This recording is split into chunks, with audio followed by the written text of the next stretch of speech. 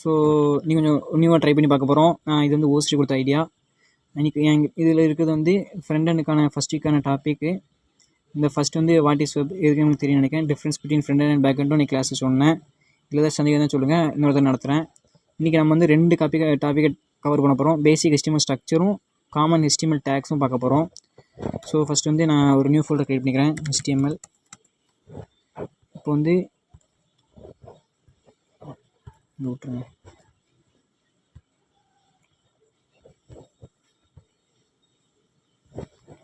இப்போ வந்து ஃப்ரெஷ்ஷாக நம்ம VS Code ஓப்பன் பண்ணோன்னா இப்படி இருக்கும். ஓகேவா, நம்ம வந்து ஃபஸ்ட் நம்ம க்ரியேட் பண்ண ஃபோல்டருக்குள்ளே போய்க்கிறோம்.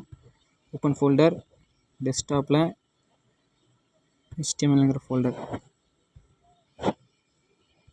ஓகே, ஸோ வந்து ஃபஸ்ட்டு இன்டர்ஃபேஸ் இப்படி தான் இருக்கும். தேவையில்ல. ஃபஸ்ட்டு வந்து இப்போ வந்து நியூ ஃபைல் க்ரியேட் பண்ணதுக்கு இந்த ஐக்கன் யூஸ் பண்ணுறோம். இதுக்கு இந்த HTML ஃபோல்டருக்குள்ள இன்னொரு ஃபோல்டர் க்ரியேட் பண்ணணும்னா இந்த ஐக்கான். ஓகே, ஃபஸ்ட் நம்ம பிகின் பண்ணுறதுக்கு முன்னாடி VS கோடில் நிறைய எக்ஸ்டென்ஷன்ஸ் உண்டு. அதில் வந்து லைவ் சர்வர் இந்த எக்ஸ்டென்ஷன் முதல்ல இருக்கலாம். இதை இன்ஸ்டால் பண்ணி வச்சுக்கோங்க. நான் இன்ஸ்டால் பண்ணி வச்சுருக்கேன். இப்போ மறுபடியும் இதுக்குள்ள வரும். ஓகே, இதில் வந்து நான் ஒரு நியூ ஃபைல் க்ரியேட் பண்ணுறேன் HTML கூட. HTML ஓகே, க்ரியேட் பண்ணிட்டு இப்போ வந்து நான் நினச்சிட்டேன்னா VS Code என்ன ஆட் பண்ணிச்சுன்னா நிறைய ஷார்ட்கட்ஸ் உண்டு. இப்போ நான் ஒரு எக்ஸ்க்ளமேட்டரி மார்க் போட்டு என்ட்ரு கொடுத்தேன்னு வச்சுக்கோங்களேன், பேசிக் பாய்லர் கோட் எல்லாமே ஜென்ரேட் ஆகும். அதுவே ஜென்ரேட் பண்ணிடும். இப்போ இதில் என்ன இருக்குது, இதில் ஒவ்வொன்றும் என்ன சொல்லுதுன்னு நான் சொல்கிறேன். ஃபஸ்ட் வந்து டாக் டைப் HTML. இது வந்து இந்த டாக்குமெண்ட்டோட டைப், அவ்வளோதான். சிம்பிளாக டாக்குமெண்ட் டைப் வந்து HTML டாக்குமெண்ட் அப்படின்னு சொல்கிறதுக்கு இது யூஸ் பண்ணுறோம். நெக்ஸ்ட் வந்து HTML, இதுதான் ஃபுல் HTML ஸ்ட்ரக்சரையும் இது பண்ணும். HTML எப்படி இருக்குன்னா ஒரு HTML ஓப்பனிங் டேக்கு க்ளோசிங் டேக்குங்கிற இதில் இருக்கும். சில எலமெண்ட்ஸில் வந்து ஓப்பனிங் டேக் க்ளோசிங் டேக் இருக்காது. அதையும் என்னென்னு பார்ப்போம். பார்த்திங்கன்னா தெரியும், இங்கே வந்து ஓப்பன் ஆகிருக்கு, இங்கே க்ளோஸ் ஆகிருக்கு. புரியுதா? இதுக்குள்ளே நம்ம கண்டென்ட் இருக்கும். ஓகே, இப்போ வந்து நம்ம HTML ஓப்பன் பண்ணிட்டோம், க்ளோஸ் பண்ணிட்டோம் இந்த இடத்துல. ஓகே, இதில் வந்து ஒரு சின்ன ஸ்பெசிஃபிகேஷன் கொடுத்துருக்கோம். லாங்குவேஜ் வந்து இங்கிலீஷ், அதாவது நம்ம இந்த டாக்குமெண்ட் வந்து இங்கிலீஷில் தான் இருக்க போகுது அப்படின்ட்டு நம்ம ப்ரௌசரை சொல்கிறதுக்காக இது யூஸ் பண்ணுறோம். இப்போ வந்து அந்த HTML கூட பார்த்தோன்னா ஹெட் அண்ட் பாடின்னு 2 டேக் இருக்கும். ஓகே, இங்கே ஒரு ஹெட்டு, இங்கே ஒரு பாடி இருக்கா. ஹெட்டுக்குள்ளே வந்து இதோட இந்த HTML பேஜஸ்க்கான இன்ஃபர்மேஷன்ஸ் தான் இருக்கும். இப்போ வந்து கேர்செட் UTF-8னா UTF-ங்கிறது வந்து ஒரு என்கோடிங் சிஸ்டம். ஓகேயா, இந்த கேரக்டர்ஸ் தான் நம்ம யூஸ் பண்ணுறோம் அப்படின்னு காட்டுறதுக்காக யூஸ் பண்ணுறோம். அடுத்து இன்னொன்று என்ன கொடுத்துருக்கோம், வியூ போர்ட். இந்த வந்து ஒவ்வொரு கண்டென்ட் வித் டிவைஸ் வந்து டிவைஸ் வித்தாகவும் இனிஷியல் ஸ்கேல் 1.0, அதாவது எல்லா ஸ்க்ரீன் இப்போ மொபைல்லையும் கம்ப்யூட்டர் லேப்டாப் எல்லாத்துலேயும் ஒரே மாதிரி இருக்கிறதுக்காக இந்த இது யூஸ் பண்ணுறோம். நெக்ஸ்ட்டு வந்து டைட்டில் வந்து நம்ம ப்ரௌசரில் மேலே காட்டுறோம்ல, நான் என்னென்னு காட்டுறேன், அதுக்காக இது யூஸ் பண்ணுறோம். நம்மளோட மெயின் எலமெண்ட் எல்லாமே பாடிக்குள்ளே தான் போடுவோம். இப்போ இதை ரன் பண்ணணும்னு வச்சுக்கோங்க, இந்த இடத்துல கோ லைவ்னு கொடுங்க. அந்த லைவ் ஸ்டோர் ஏற்றுறோம்னா இதுக்காக தான் ஏற்றிருக்கோம். கோ லைவ் கொடுத்தீங்கன்னா ஆட்டோமேட்டிக்காக ப்ரௌசரில் ஓப்பன் ஆகிடும். ஓப்பன் ஆகிட்டா நம்ம இப்போ உள்ளே எதுவுமே கொடுக்காதனால வெறும் பிளாங்காக இருக்குது. மேலே பார்த்திங்கன்னா நம்ம டைட்டில் வந்திருக்கா, அவ்வளோதான். இப்போ வந்து நம்ம இதில் ஓப்பன் பண்ணி நம்ம இதில் டைட்டில் மாற்றுவோம். மை வெப் பேஜிங் கொடுத்து சேவ் பண்ணி வச்சுக்கோங்களேன். சேவ் பண்ணி நீங்கள் சும்மா சிம்பிளாக ஓப்பன் பண்ணி பார்த்தீங்கன்னா ஆட்டோமேட்டிக்காக அப்டேட் ஆகிருக்கும். பார்த்திங்கன்னா மை வெப் பேஜின்ட்டு யூஸ் பண்ணிக்குவோம். ஓகே, இப்போ நெக்ஸ்ட்டு வந்து சில எலமெண்ட்ஸ் நம்ம பார்க்க போகிறோம். HTML ஃபஸ்ட்டு மெயின் கொடுது எல்லாமே பாடியில் இருக்கும். ஓகே, ஃபஸ்ட்டு வந்து நம்ம H1 எலமெண்ட் ஹெட்டிங் எலமெண்ட்ஸ் பார்க்க போகிறோம். ஹெட்டிங் எலமெண்ட்ஸ் ஒன்றும் இல்லை, ஹெட்டிங் எலமெண்ட்ஸ் வந்து மொத்தம் 6 உண்டு. ஓகே, H1லேருந்து H6 வரைக்கும் உண்டு. இப்போ H1 கொடுத்துட்டு உள்ள எதாவது டைப் பண்ணுறோம். இங்கே பார்த்தீங்கன்னா ஓப்பனிங் டேக் க்ளோசிங் டேக் இருக்கா, இவ்வளோ தான் டைப் பண்ணுவோம். ஹலோ சேவ் பண்ணிட்டு ஓப்பன் பண்ணி பார்த்தீங்கன்னா இருக்கா ஹலோங்கிறது, இது ஹெட்டிங். இதே மாதிரி 6 டிஃப்ரெண்ட் ஹெட்டிங்ஸ் உண்டு. H2 ஓகே,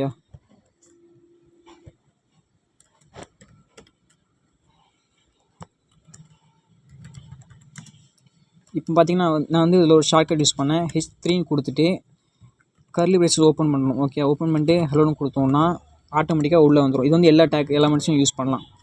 சாரி, H4 இந்த மாதிரி நிறைய ஷார்ட்கட்ஸ் இருக்கிறதுனால தான் நம்ம VS Code யூஸ் பண்ணுறோம். H5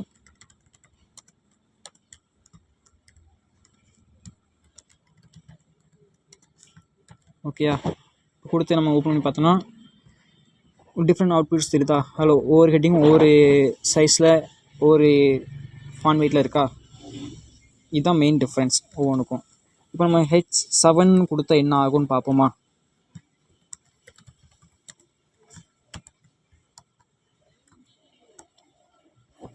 H7 கொடுத்தா அது வந்து ஹெட்டிங்காகவே ரெஜிஸ்டர் பண்ணல. பார்த்தா புரியுதா? இந்த ஹலோ ஹலோ ஹலோன்னு முதல் 6 கொடுத்து கரெக்டாக வந்துட்டு, ஆனால் அடுத்த கொடுக்கும்போது தனியாக வேறு தான் வருது. ஸோ மொத்தம் 6 ஹெட்டிங் மட்டும் தான். சரியா? இது ஃபஸ்ட்டு. இப்போ நம்ம ஒரு ஹெட்டிங் நமக்கு பிடிச்ச ஒரு ஹெட்டிங் யூஸ் பண்ணிக்கலாம். நம்ம H1 யூஸ் பண்ணுவோம். ஓகே, இது இப்போ வந்து என் நேம் கொடுத்துக்கிறேன். ஓகே, ஃபஸ்ட்டு ஹெட்டிங் பார்த்தாச்சு. இப்போ ஹெட்டிங் கான்செப்ட் புரிஞ்சுட்டா. நெக்ஸ்ட் நம்ம என்ன யூஸ் பண்ண போகிறோன்னா பேராகிராஃப் எலமெண்ட்ஸும் அதே மாதிரி தான். H1 மாதிரி இருக்காது, கொஞ்சம் வித்தியாசமாக இருக்கும். இப்போ இதில் ஏதாவது கொடுத்துட்டு, இப்போ எக்ஸாம்பிளுக்கு ஏதாவது கொடுக்கமே லோரம்னு ஒரு கமெண்ட் உண்டு. ஓகே, லோரம் டைப் பண்ணி நீங்கள் என்ட்ரு கொடுத்தீங்கன்னா அது ஆட்டோமேட்டிக்காக VS கோடில் ஒரு சும்மா ஏன போலன்னு அதுவே ஒன்று கொடுத்துரும். இப்போ சேவ் பண்ணிட்டு ஓப்பன் பண்ணி பார்ப்போம். பார்த்தீங்களா? பேராகிராஃப்ஸ்க்கும் ஹெட்டிங்கும் வித்தியாசம் புரியுதா? மெயின் ஹெட்டிங் வித்தியாசமாக இருக்கும், பேராகிராஃப்ஸ் வேறு மாதிரி இருக்கும். நெக்ஸ்ட்டு இதே மாதிரி நீங்கள் எத்தனை நாளும் யூஸ் பண்ணிக்கலாம். நான் இப்போ வந்து நம்ம கூட என்ன யூஸ் பண்ணுறதுனால சும்மா என்ன போடலாம், டு ட்ரா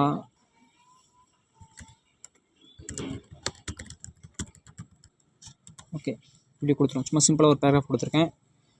பேராகிராஃபில் அவ்வளோதான், வேறு எதுவும் எக்ஸ்ட்ரா எதுவும் அதுக்கு சொல்லணும் அவசியம் இல்லை. நெக்ஸ்ட் என்ன பார்க்க போகிறோன்னா லிஸ்ட்டுங்கிறது வந்து 2 வகையான லிஸ்ட்டு இதில் இருக்குது. Order list OL. ஓகேயா? OL. ரெண்டாவது என்னதுன்னா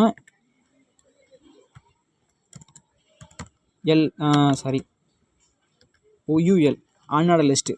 ஆர்டர் லிஸ்ட்டு, அன்ஆர்டர் லிஸ்ட்டு. முதல்ல வந்து HTML எப்படி கமெண்ட்ஸ் யூஸ் பண்ணுவோன்னா open parenthesis exclusion mark arrow. ஓகேயா? இதுதான் கமெண்ட் ஸ்ட்ரக்சர். இப்படி தான் கமெண்ட் யூஸ் பண்ணணும். இது வந்து அன்ஆர்டர் லிஸ்ட்டு. இதே மாதிரி இங்கேயும்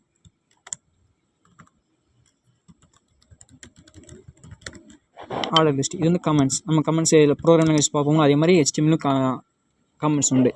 இப்போ ஆர்டர் லிஸ்ட்டுக்கும் அன்ஆர்டர் லிஸ்ட்டுக்கும் என்ன வித்தியாசம்னா ரெண்டுமே கிட்டத்தட்ட சேம் தான். அப்போ ஆர்டர் லிஸ்ட்டுக்குள்ளே வந்து எல்ஐன்னு யூஸ் பண்ணுவோம். சரி, எல்ஐங்கிறது லிஸ்ட் ஐட்டம்ஸ், வேறு எதுவும் இல்லை, லிஸ்ட் ஐட்டம்ஸ்.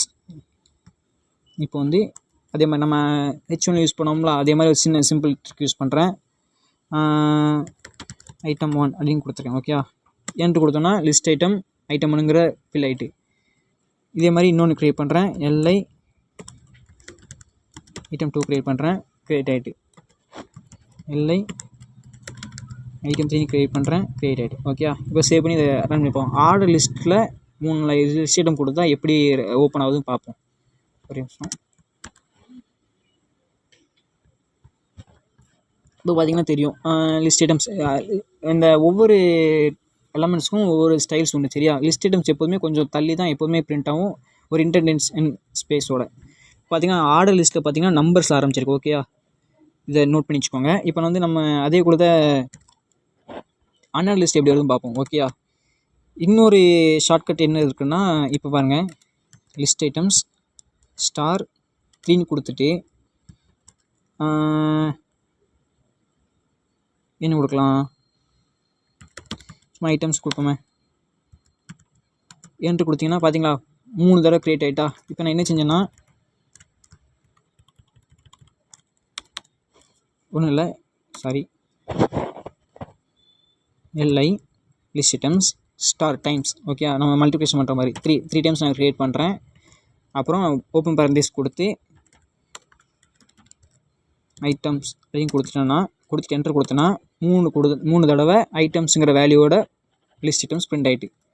ஓகேயா? நம்ம இப்போதைக்கு இது வேண்டாம், இது ஈஸியாக இருக்குதுன்னா இது யூஸ் பண்ணிக்கலாம். இது காப்பி பண்ணி இங்கே பேஸ்ட் பண்ணிக்கிறேன்.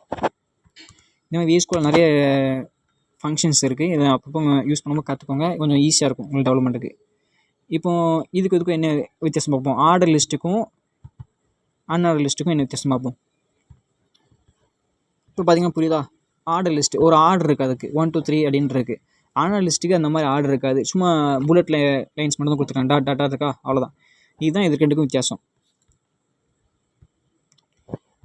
ஸோ ஆர்டர் லிஸ்ட்னா என்ன தெரிஞ்சுட்டு, அன்ஆர்டர் லிஸ்ட்னா என்ன தெரிஞ்சுட்டு, நெக்ஸ்ட் என்ன பார்க்க போகிறோம், இமேஜஸ். ஓகேயா, இமேஜோட சின்டாக்ஸ் இப்படி தான் இருக்கும். IMG SRC. எஸ்ஆர்சின்னு ஒன்று இல்லை, சோர்ஸு. இஎல்டிங்கிறது alternative text. ஓகேயா, இப்போ வந்து நான் இதில் வந்து நியூ ஃபோல்டர் க்ரியேட் பண்ணிக்கிறேன், இமேஜஸ்ன்னு க்ரியேட் பண்ணிக்கிறேன். ஓகேயா, நான் இமேஜஸில் தனியாக வச்சா கொஞ்சம் ஈஸியாக இருக்குங்காக போய் நம்ம ஒரு சிம்பிளாக ஒரு இமேஜஸ் எடுத்துக்கிறோமா, ஒரு கேட் இமேஜ் எடுப்போம். இந்த கேட் எனக்கு பிடிச்சிருக்கு. Save images. இப்போ எங்கே இருக்குது, டெஸ்க்டாப்பில் நமக்கு HTML இமேஜஸ்குள்ளே சேவ் பண்ணி வச்சுக்கோம். ஓகே, நான் கேட்டுன்னு சேவ் பண்ணிக்கிறேன். சாரி,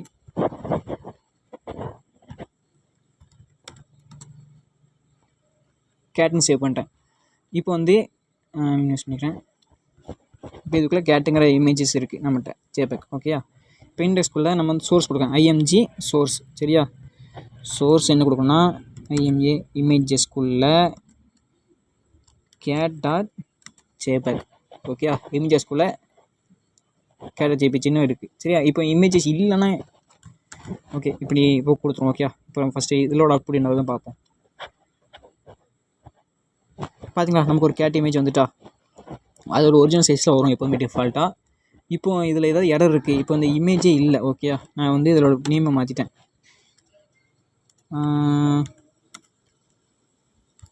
கேட்ஸ்ன்னு போட்டு வச்சுருக்கேன். ஓகே, இப்போ வந்து இமேஜோட நேம் தப்பாக ஆகிட்டு, நான் வந்து தப்பாக கொடுத்துருக்கேன், அப்படி தானே, கேட்டாக ஜேபிஜி தான் கொடுத்துருக்கேன். இப்போ ஏஎல்டிங்கிறது எந்த இதோட எப்போதும் வந்து பெஸ்ட் ஆப்ஷன் என்னன்னா இமேஜோட டிஸ்கிரிப்ஷனாக கொடுங்க, இமேஜ் ஆஃப் கேட். இது எதுக்கு யூஸ் ஆகுதுன்னா, இப்போ வந்து நமக்கு எரர் வந்திருக்கு, அப்படி தானே, கேட்ஸ் இமேஜ் தான் வச்சுருக்கேன், ஆனால் நான் வந்து கேட் இமேஜ்னு கொடுத்து வச்சுருக்கேன். இப்போ வந்து நீங்கள் பார்த்தீங்கன்னா கரெக்டாக லோட் ஆகுதுல, கேட் இமேஜ்னு நம்மகிட்ட ஒன்றும் கிடையாது, கேட்ஸ் இமேஜ் தான், கேட்ஸ் டாட் ஜேபிஜி தான் ஒன்று இருக்குது. ஸோ நமக்கு வந்து அப்படி ஒரு எரர் வருதா.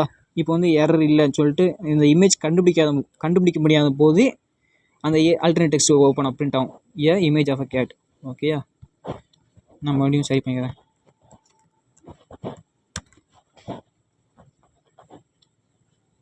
ஓகே, கேட் வந்துட்டு நமக்கு. ஸோ அவ்வளோதான், இவ்வளோதான் பேசிக் HTML ஸ்ட்ரக்சர்ஸ். இதுக்கு மேலே நம்ம வந்து இன்றைக்கி என்ன பார்த்தோம்னா, ஒரு பேசிக் HTML ஸ்ட்ரக்சர் எப்படி இருக்குன்னு பார்த்துட்டோம். காமன் HTML ஸ்ட்ரக்சர்ஸில் ஹெட்டிங், பேராகிராஃப்ஸ், லிங்க்ஸ், இமேஜஸ், லிஸ்ட்லாம் எப்படின்னு பார்ப்போம். லிங்க்ஸ் பார்ப்போமா. அப்போ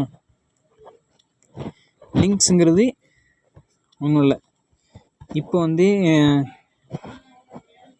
ஆங்கர் டேக்ஸ்ன்னு சொல்லுவோம். சரியா, ஆங்கர்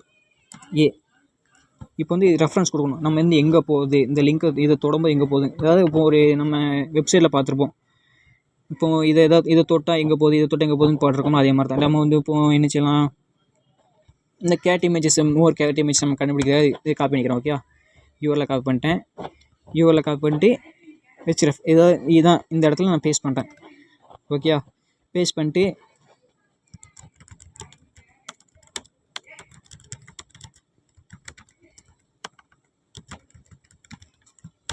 சும்மா ஒரு டெக்ஸ்ட் கொடுத்துருக்கேன். சரி, ஆங்கர் டேக்கில் இங்கே ஓப்பன் ஆகிருக்கு, இங்கே வந்து க்ளோஸ் ஆகிருக்கு. இது தொடும்போது நான் இந்த லிங்க்கு கூட்டுவாங்கன்னு சொல்லியிருக்கேன். இப்போ பார்த்தீங்களா, இங்கே இருக்கா. இப்போ வந்து ஒன்று நோட்டீஸ் பண்ணியிருப்பீங்க, இது வந்து இந்த லைனில் இருக்குது, அடுத்த கூட 2வது லைனில் வந்துச்சு, இது 2வது லைன் வந்துச்சு, இது 2வது வந்துச்சு, இமேஜ் இந்த இருந்துச்சு. அப்போ இதுவும் இங்கே தானே வந்திருக்கணும், ஆனால் இங்கே வந்துடுச்சு. இது எதுக்குன்னு நீங்கள் இதெல்லாம் நீங்கள் ஹோம்ஒர்க் வச்சுக்கோங்க, எதுக்குன்னு கண்டுபிடிச்சிடுங்க. ஓகே, இப்போ வந்து கிளிக் ஃபார் மோர் கேட் இமேஜஸ்ன்னு கொடுத்துன்னு வச்சுக்கோங்களேன், நமக்கு இந்த இடத்துக்கு பேர் தான் மறுபடியும் இங்கே ஓப்பன் ஆகிருக்கு தனியாக, ஆனால் இந்த லிங்குக்கு பேர் தான். ஸோ பேக் வந்துடும். இதுதான் ஆங்கர் டேக். ஆங்கர் டேக் வந்து ஒரு சில ஆட்ரிபியூட்ஸ் உண்டு, அது வந்து யூஸ்ஃபுல்லாக இருக்கும். நமக்கு வந்து இப்போ கொடுத்தோடனே அதே இடத்துல லோட் ஆகிடுச்சு. நான் இப்போ ஆங்கர் டேக்குள்ளேயே HREFன்னு இருக்கா, அதுக்குள்ளேயே இந்த டேக் க்ளோஸ் பண்ணுறதுக்கு முன்னாடி டார்கெட் அப்படின்னு கொடுத்துட்டு பிளாங்க்னு கொடுத்தேன்னு வச்சுக்கோங்க. பிளாங்க்னு கொடுத்தோன்னா நியூ டேப்பில் ஓப்பன் ஆகும். புரியுதா, இப்போ வந்து நியூ டேப்பில் ஓப்பன் ஆச்சா, இதை க்ளோஸ் பண்ணிடுவோம். இங்கே இருந்தது இங்கே இடத்துல வந்துச்சு, அப்புறம் முன்னாடி என்ன செய்யும்போது அதே பேஜில் ஓப்பன் ஆச்சு. ஓகேயா, இதே மாதிரி நிறைய ஆப்ஷன்ஸ் உண்டு, நீங்கள் ஆனால் இது பண்ணி பாருங்கள். பிளாங்க்னா என்னது, பேர்னா என்னது, செல்ஃப்னா என்னது, டாப்னா என்னதுன்னு நீங்கள் ட்ரை பண்ணி பாருங்கள். ஸோ அதுக்கு ஒரு நிமிஷம். That's all. இப்போதைக்கு இன்றைக்கி இன்ட்ரடக்ஷனெலாம் இதுக்கு போகுதுன்னு நினைக்கிறேன். நெக்ஸ்ட்டு வந்து இது உங்களுக்கு பிடிச்சிருந்துச்சின்னா நெக்ஸ்ட் வந்து இந்த இது என்னன்னு சொல்கிறேன். அடுத்த இந்த வாரத்துக்கான இது பார்ப்போம். ஓகேவா? தேங்க்யூ.